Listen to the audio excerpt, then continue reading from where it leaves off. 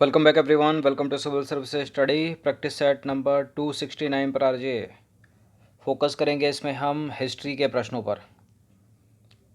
तो चलिए स्टार्ट करते हैं। तो क्वेश्चन नंबर 1 पर आ जाइए। निम्नलिखित कथनों पर विचार करना है। पहला स्टेटमेंट है, इल्तुतमिश ने भारत में सबसे पहले शुद्ध अरबी के सिक्के चलाए थे। इल्तुतमिश ने ही सिक्कों पर टकसाल का नाम लिखवाने की परंपरा शुरू की थी। इल्तुतमिश ने की थी या कुतुबुद्दीन ऐबक ने की थी? इल्तुतमिश ने की थी। करेक्ट है, दोनों के दोनों स्टेटमेंट सी है इसका आंसर। तो देखिए, इल्तुतमिश ने भारत में यानी सल्तनत काल में सबसे पहले शुद्ध अरबी के सिक्के चलाए थे। सल्तनत युग के दो महत्वपूर्ण सिक्के, चांदी का टका और तांबे का जीतल, इल्तुतमिश ने आरंभ किए तथा सिक्कों पर टकसाल का नाम लिखवाने की परंपरा भी इल्तुतमिश ने शुरू की। 1229 में इल्तुतमिश को बगदाद के खलीफा से खिलअत का प्रमाण पत्र प्राप्त हुआ था।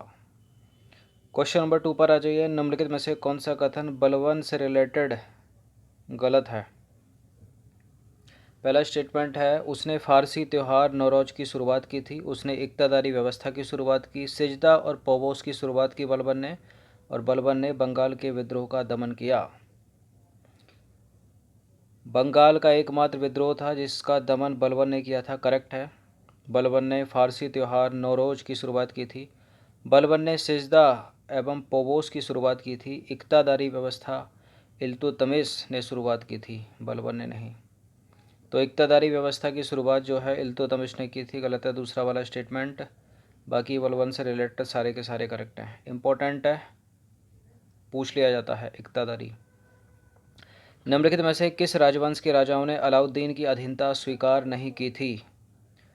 अलादीन की अधीनता स्वीकार की थी चंदेरी ने, धार ने, उज्जैन ने। लेकिन पांड्य राजवंश के राजाओं ने अलाउद्दीन की अधीनता जो है स्वीकार नहीं की थी। तो देखिए, चंदेरी, एलिचापुर, धार, उज्जैन के राजाओं ने अलाउद्दीन का आधिपत्य स्वीकार कर लिया, किंतु पांड्य राजाओं ने अलाउद्दीन का आधिपत्य जो है कभी स्वीकार नहीं किया। क्वेश्चन नंबर 4 पर आ जाइए। देखिए, वह नवीन धर्म की स्थापना करना चाहता था। वह कौन, मतलब इनमें से किसी एक की बात हो रही है। वह नवीन धर्म की स्थापना करना चाहता था जिससे पैगंबर के समान जो आने वाली पीढ़ियां हैं, भावी पीढ़ियां हैं, उसका नाम लें। वह सिकंदर के समान विश्व विजेता बनना चाहता था। यहाँ तक कि उसने अपने सिक्कों और सार्वजनिक प्रार्थनाओं में स्वयं को दूसरा सिकंदर यानी सिकंदर ए सानी घोषित किया। वह निम्नलिखित में से कौन था? कौन था वो? बलबन नहीं था, कुतुबुद्दीन ऐबक नहीं था, मोहम्मद बिन तुगलक भी नहीं था, वो अलाउद्दीन खिलजी था। तो अलाउद्दीन खिलजी नवीन धर्म की स्थापना करना चाहता था जिससे पैगंबर के समान आने वाली पीढ़ियां उसका नाम ले सकें। सिकंदर के समान अलाउद्दीन भी विश्व विजेता बनना चाहता था। यहाँ तक कि उसने अपने सिक्कों और सार्वजनिक प्रार्थनाओं में स्वयं को दूसरा सिकंदर घोषित किया, यानी सिकंदर ए सानी। क्वेश्चन नंबर 5 पर आ जाइए। निम्नलिखित में से किस सुल्तान ने नासिर अमीर उल मुमिनीन की उपाधि धारण की थी? नासिर अमीर उल मुमिनीन की उपाधि अलाउद्दीन खिलजी ने ही धारण की थी। तो देखिए, अलाउद्दीन ने खलीफा की सत्ता को मान्यता देने के पश्चात यास्मीन उल खिलाफत नासिर अमीर उल मुमिनीन की उपाधि धारण की।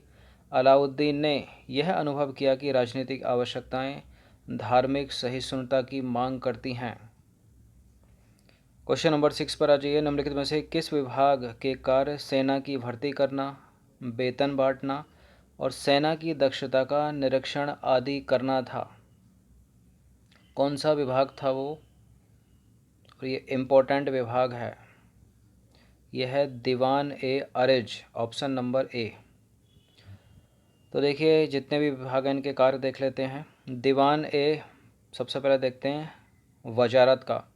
देखिए, दीवान ए वजारत का प्रमुख होता था वजीर, जो राजस्व एकत्रीकरण तथा प्रांतीय सरकारों के दीवान पक्ष के प्रशासन में सुल्तान के प्रति उत्तरदायी था। बात करें दीवान ए अरज विभाग की, तो इसका प्रमुख था आरिज ए ममालिक, जो सेना की भर्ती करता था, वेतन बांटता था और सेना की दक्षता का निरीक्षण करता था।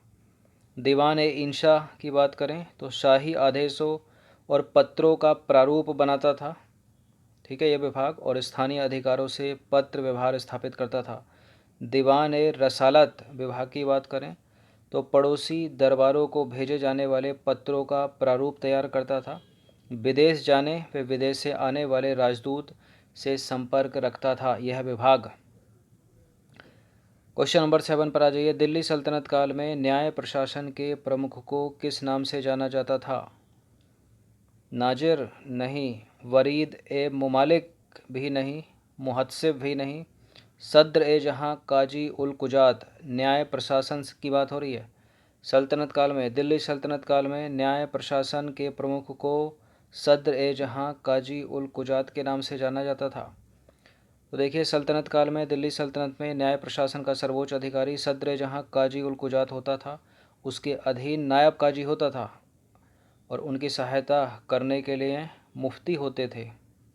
ठीक है, एक अन्य अधिकारी अमीर ए दाद का भी वर्णन मिलता है।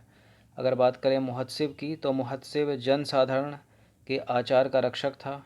बरीद ए मुमालिक गुप्तचर विभाग का प्रमुख था और नाजिर जो है वो माप तोल संबंधी अधिकारी था दिल्ली सल्तनत में। ये भी इम्पोर्टेंट है, गुप्तचर विभाग का प्रमुख पूछ लेते हैं, बरीद ए मुमालिक और नाप तोल करने वाला अधिकारी नाजिर दिल्ली सल्तनत में। क्वेश्चन नंबर 8 पर आ जाइए। निम्नलिखित में से किसने इल्तुतमिश की न्यायिक व्यवस्था के संदर्भ में लिखा है? इल्तुतमिश की न्यायिक व्यवस्था के संदर्भ में किसने लिखा है? संयुग्मन ने नहीं लिखा है, इत्सिंग ने नहीं लिखा है, मेगस्थनीज ने भी नहीं लिखा है, इब्ने बतूता ने लिखा है। तो इब्ने बतूता ने इल्तुतमिश की न्यायिक व्यवस्था के संदर्भ में लिखा है कि सुल्तान की, ठीक है, ये एक्स्ट्रा है, क्या लिखा है? सुल्तान के महल के सम्मुख संगमरमर के 2 सिंह बने हुए थे जिनके गले में घंटियां लटकी हुई थी। पीड़ित व्यक्ति इन घंटियों को बजाता था। उसकी फरियाद सुनकर तुरंत न्याय की व्यवस्था की जाती थी और दिल्ली सल्तनत में न्याय व्यवस्था का प्रधान काजी उल कुजात था, याद रखना। क्वेश्चन नंबर 9 पर आ जाइए। वल्वन के राजत्व सिद्धांत के विषय में जिल्ले अल्लाह से क्या तात्पर्य है? राजा ईश्वर का दास है, जिल्ले अल्लाह ये नहीं है। राजा धरती पर ईश्वर का प्रतिनिधि है, प्रतिनिधि भी नहीं है। धरती पर सब ईश्वर की संतान है, ये भी नहीं है। राजा ईश्वर का प्रतिबिंब है। तो बलबन के राजत्व सिद्धांत के विषय में देखिए 2 हैं ये, एक है नियाबत खुदाई और दूसरा है जिल्ले अल्लाह। नियाबत खुदाई से तात्पर्य है राजा जो है वो धरती पर ईश्वर का प्रतिनिधि है और ऊपर बात हो रही है जिल्ले अल्लाह की। तो जिल्ले अल्लाह से तात्पर्य है राजा ईश्वर का प्रतिबिंब है, उसका हृदय देवी प्रेरणा व कांति का भंडार है। ईश्वर ही राजा को दायित्व पूर्ति के लिए प्रेरित व निर्देशित करता है। क्वेश्चन नंबर 10 पर आ जाइए। किस मुस्लिम इतिहासकार ने रजिया के विषय में लिखा है कि उसमें सुल्तान होने के सभी गुण मौजूद थे, परंतु सारे गुणों का फ़ायदा ही क्या हुआ जब वह एक स्त्री के रूप में पैदा हुई? तो किस मुस्लिम इतिहासकार ने, अब मार्को पोलो मुस्लिम इतिहासकार तो है नहीं, तो एलिमिनेट करो, इन तीनों में समय बर्बाद करो, ठीक है, मतलब टाइम बचाओ। मिनहाज उस सिराज ने, ऑप्शन नंबर सी है इसका आंसर। तो देखिए, मिनहाज उस सिराज ने लिखा है कि रजिया बुद्धिमान, लोकोपकारी, अपने राज्य का कल्याण करने वाली, न्यायप्रिय, अपनी प्रजा का पालन करने वाली एवं एक महान योद्धा थी। लेकिन दुर्भाग्यवश यह था कि वह एक स्त्री के रूप में पैदा हुई, इसलिए अमीर वर्ग ने उसे शासक के रूप में स्वीकार नहीं किया। ठीक है, तो 10 प्रश्न ऐड किए गए थे इसमें हिस्ट्री के, इनकी प्रैक्टिस एक बार कर लीजिएगा। इस पूरी की पूरी टेस्ट सीरीज़ की प्लेलिस्ट का लिंक आपको डिस्क्रिप्शन बॉक्स में मिल जाएगा, वहाँ पर आप टेस्ट नंबर 1 से लेकर इस टेस्ट तक पहुँच सकते हो।